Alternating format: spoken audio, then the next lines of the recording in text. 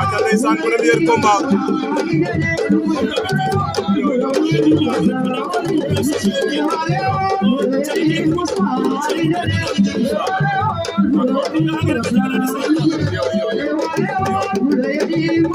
aca Gabriel Bougage Cherif Faye andoona yee ten refu Fila Tourné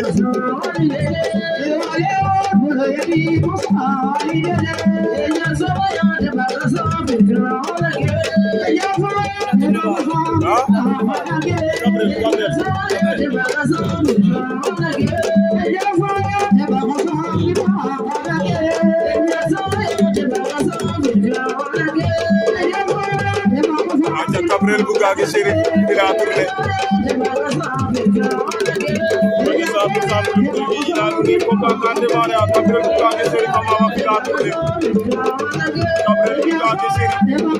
Amaba Fila Tourné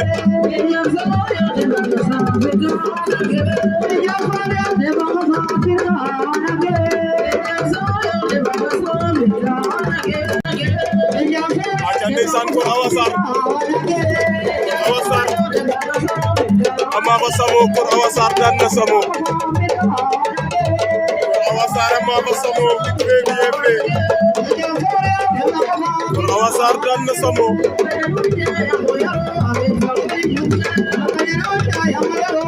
Awa Sarr Amaba Samo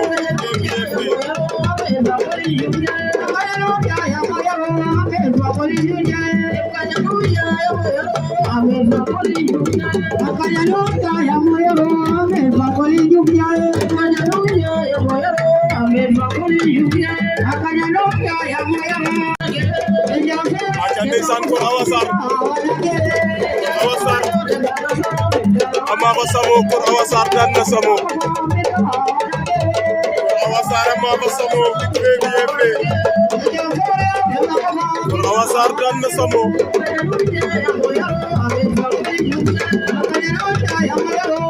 Awa Sarr Amaba Samo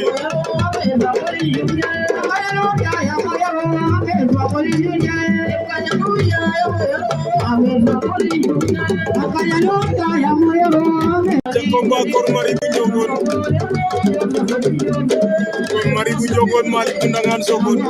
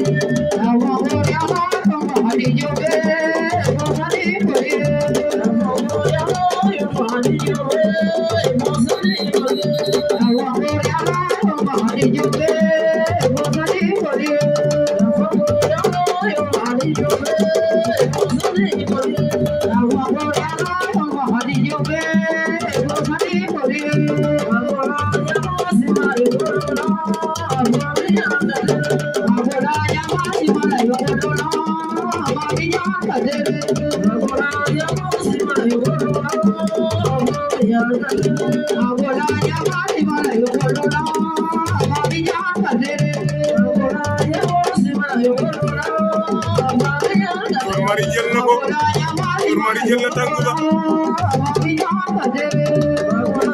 Mari war na ko da lay daan yëkkati ba ci kaw doon ci suuf pour Mari bu Ndiogone am ma xam Malick bu Ndangaan Sokone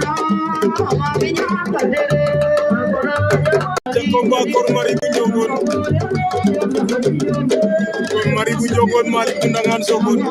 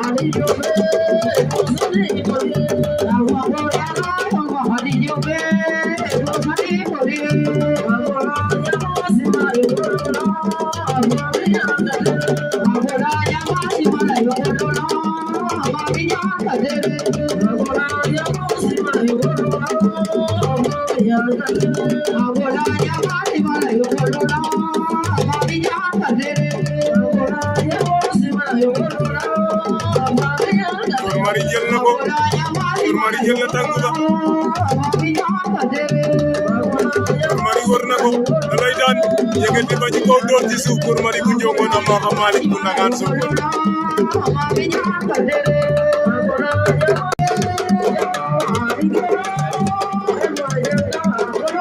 aja 2 combats kamo langa diggante Lamine bu Mbelane Géej Njaay bu Mbulum Babacar Mbel Lawbe Gayna ko bu Mbulum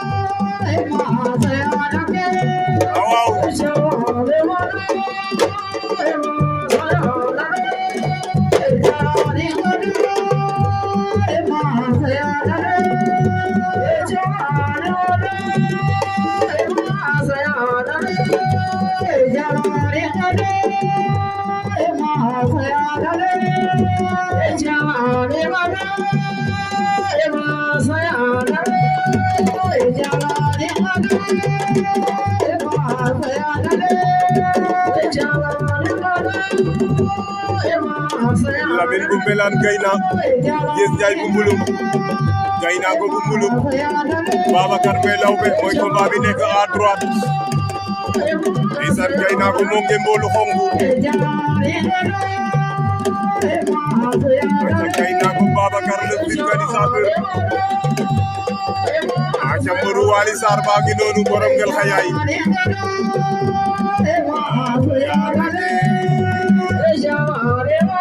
Gayna ko jël na tànk ba rëccaat na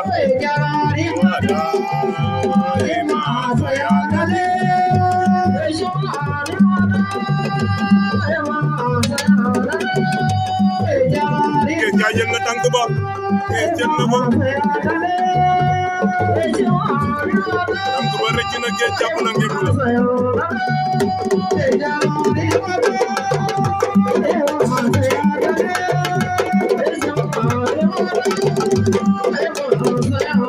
Géej Njaay Lamine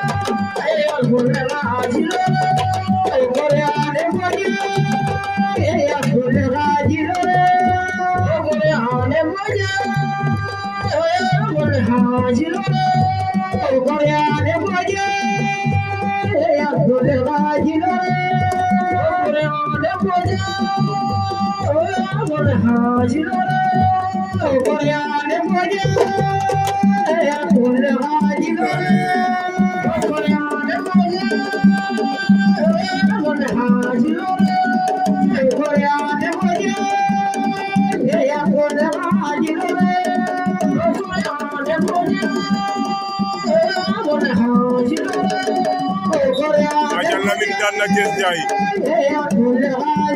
Lamine bu Mbelane Ama fa Guess Ndiaye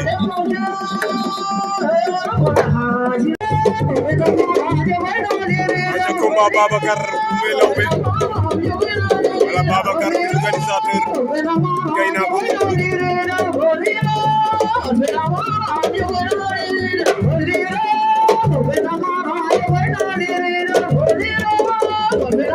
aca ndeysaan Babacar jël na Gaynako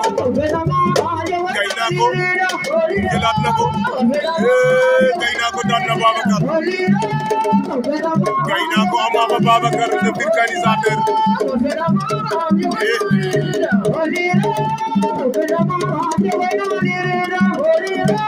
Gaynako Abika Saw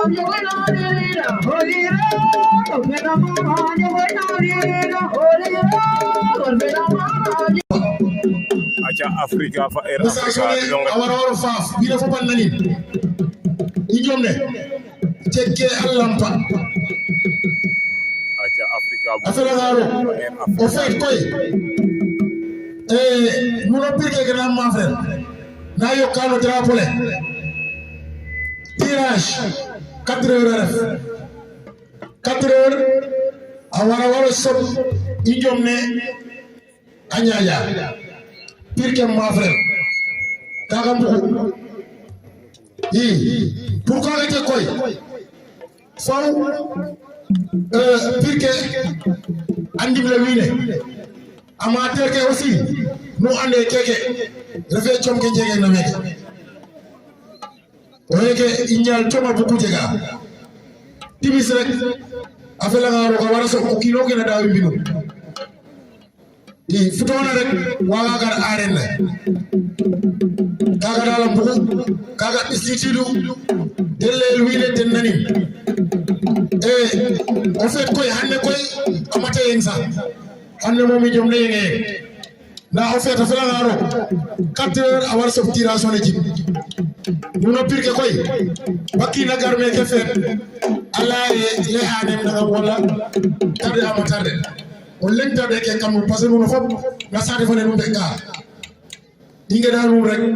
nu respecté heure fane ngarme ke so men wi ni ñom na commencer na jam kaga ñom ñala lew e de bisitirel donc grand pape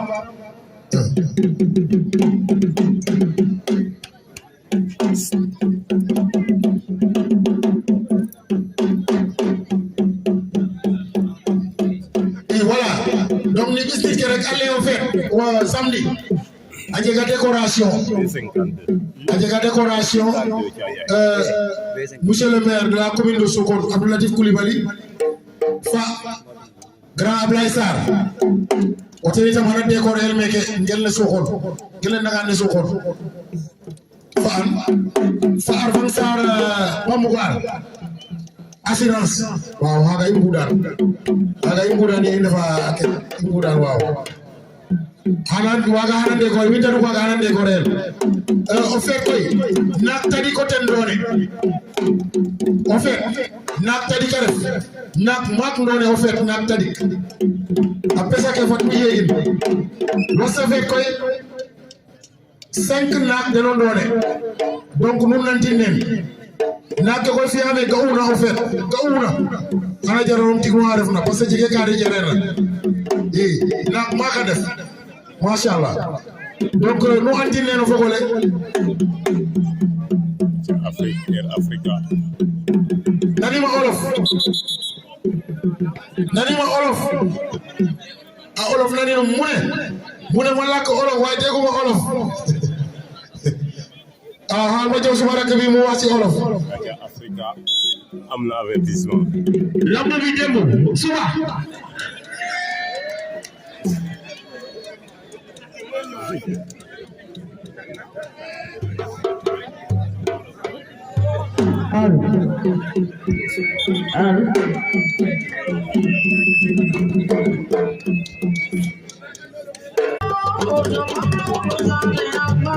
Africa in Africa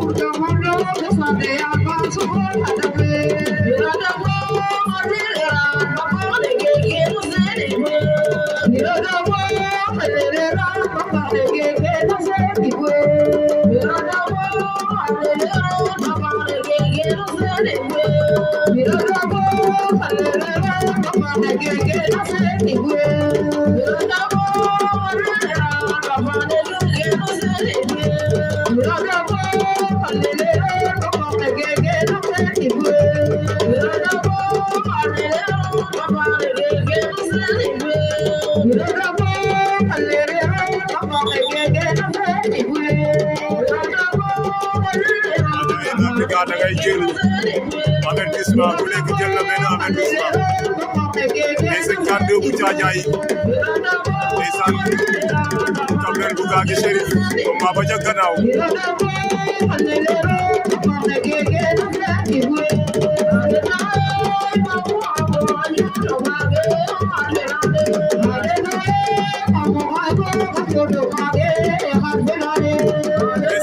jël na ko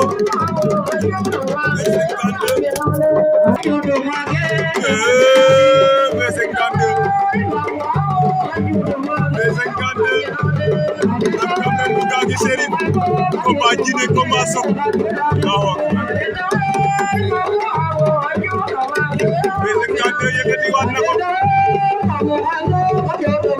aja B52 daan na Gabriel Bougaaki Chérif B52 Ama ba Gabriel Bougaaki Chérif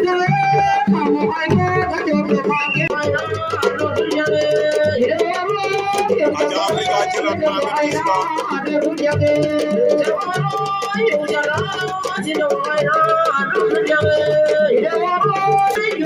aja ilanu ne Air Africa asuta Africa par décision arbitre